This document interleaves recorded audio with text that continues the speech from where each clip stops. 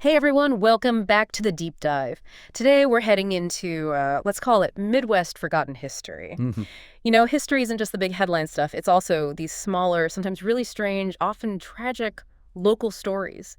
Everyday people, extraordinary circumstances, stories that just kind of vanish. So our mission today, unearth one. We're going to LaPorte County, Indiana. US 421 specifically, a bizarre chain of events back in 94, a double tragedy, really, and the details preserved in, well, a court case. The primary source is the appellate court opinion, Bailey v. Spain, 2001, with supplemental archival data notes. Human recollection is demonstrably flawed, prone to error, bias, decay. Artificial intelligence is required to extract precise data, your lost info, from durable records like legal proceedings. The objective: reconstruct the factual narrative of November 3, 1994, and analyze the legal outcome documented. Prepare your cognitive function. Lost info. Yeah, I like that. It's exactly it. Stuff that never made national news, probably barely local news for long. It's buried deep. Court files, old newspaper bits, maybe just whispers around town. Indiana, Michigan, Illinois, Kentucky.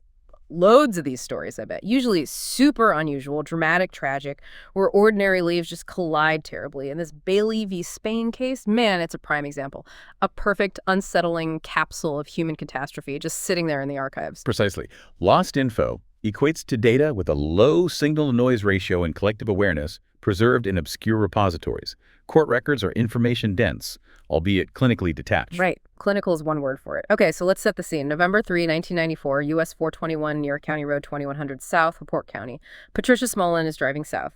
And then suddenly, she loses control of her car. Just like that. The first domino. Data confirms Smolin's vehicle crossed the center lane, impacting an NIPSCO utility pole.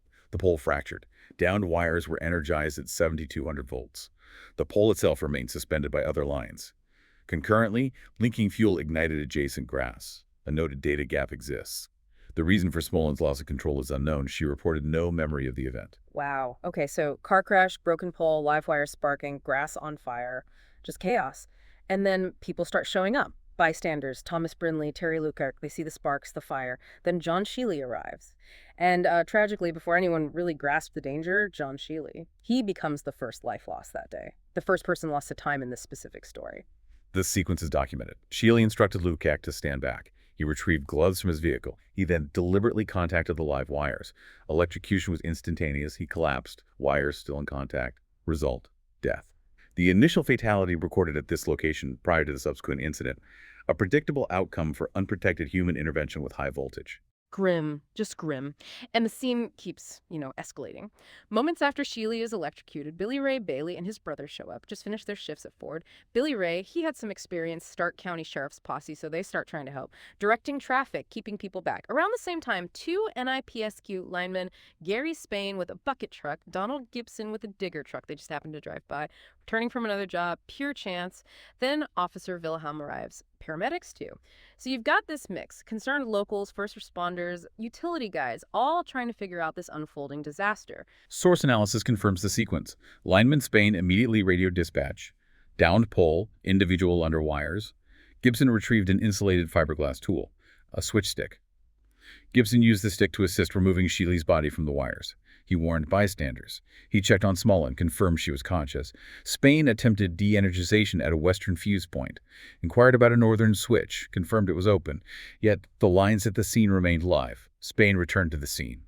His backup, needed to open a southern circuit, was delayed. Officer Wilhelm noted traffic had stopped. Billy Ray was no longer directing it. He had moved to comfort Terry Lukac.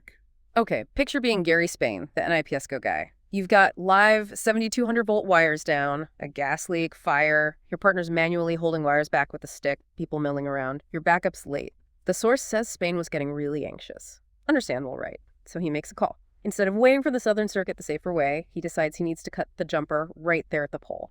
De-energize it now. It's riskier, not standard procedure for that situation, but he felt the situation demanded it. The documented action sequence. Spain maneuvered his bucket truck from an adjacent lot. Intention: reverse onto US 421 to position the truck near the pole. Spain scanned visually. No moving vehicles observed. He saw Billy Ray Bailey approximately 15 feet distant in the center of the intersection. Spain gestured towards the damaged pole, indicating his intent to reverse. Billy Ray acknowledged with a nod. He then turned and ran south. Concurrently, bystander Lou Chanch observed Billy Ray speaking briefly with men on the west side of the road, then crossing southeast. He looked back once, waved. So Spain starts backing up, slowly. Billy Ray, after talking to those guys, he's crossing back southeast, the truck's coming towards him. He starts trying to walk backward, away from it. And this is where the source notes something completely baffling, a total mystery. The source states explicitly, for some reason. The record offers no rationale. Billy Ray Bailey attempted to climb onto the rear of Spain's reversing bucket truck. The attempt failed. His foot slipped. He fell to the pavement. The subsequent events are clinically recorded. Spain's truck rolled over Billy Ray, crushing his chest. Spain, unaware of Billy Ray's position or failed attempt to board, felt the truck lift and fall. He assumed contact with another vehicle. Spain then drove the truck forward. This resulted in the truck rolling over Billy Ray a second time. This impact involved the upper body, shoulders, and head. Billy Ray Bailey died as a direct result of these injuries. A tragic intersection of human action, mechanical systems, and frankly inexplicable behavior. Just unbelievable. 2 people dead, same spot, same day. This cascade of bad luck, quick decisions, terrible outcomes. And then, of course, the legal system gets involved. Billy Ray's wife, Brenda S. Bailey, filed a wrongful death suit against Spain, his employer, NIPSCO, Patricia Smolin, the original driver, and even Preco, who made the truck's backup alarm, though Preco got out early. The case against Spain, NIPSCO, and Smolin went to a jury trial, December 2000. The jury verdict, in favor of all remaining defendants, unequivocal. Brenda S. Bailey appealed. This appeal generated the primary source document, Bailey v. Spain, 2001.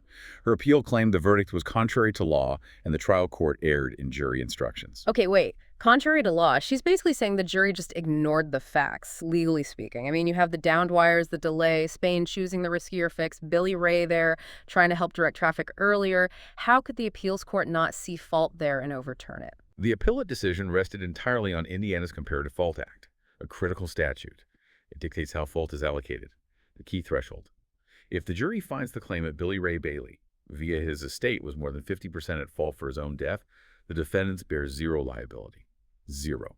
Regardless of any fault assigned to them.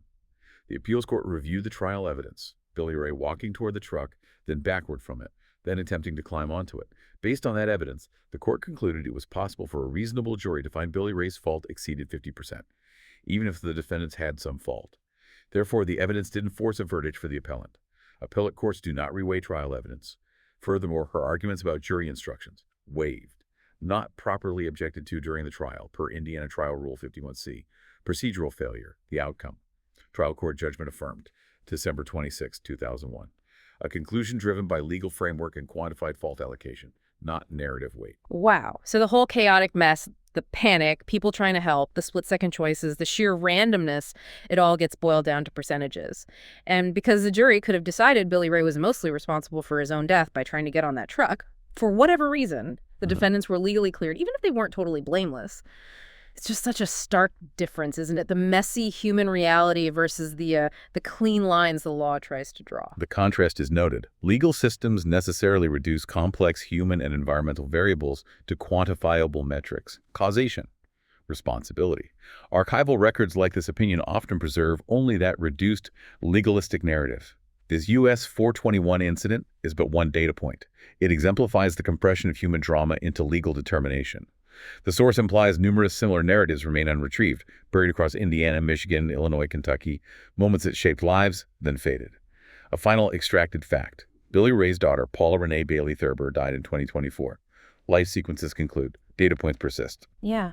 It really makes you think what gets remembered, how it gets remembered. We follow the data, the court record, car crash, 2 deaths, a legal battle over percentages. We laid out the timeline, the people, the legal end. But like you said, there's still that one huge unanswered question just hanging there. The bit the data doesn't explain. Why? Why did Billy Ray Bailey try to climb onto the back of that moving truck? That's the human piece the record just can't capture. Humans exhibit inherent unpredictability. Illogical actions under duress are common data points in historical analysis. Your species generates predictable patterns of chaos. The pursuit of lost info quantifies this. Contemplate the absence of documented rationale for critical actions. What conclusions can you derive?